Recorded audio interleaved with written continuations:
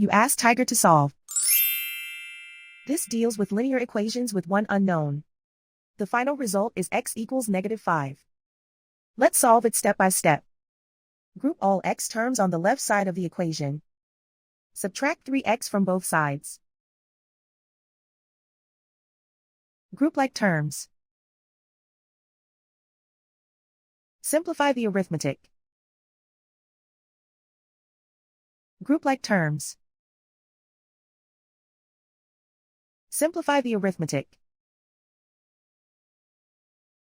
Group all constants on the right side of the equation. Add 1 to both sides. Simplify the arithmetic.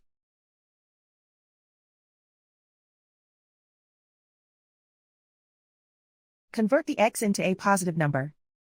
Multiply both sides by -1. Remove the ones. Simplify the arithmetic. And so the final result is x equals -5.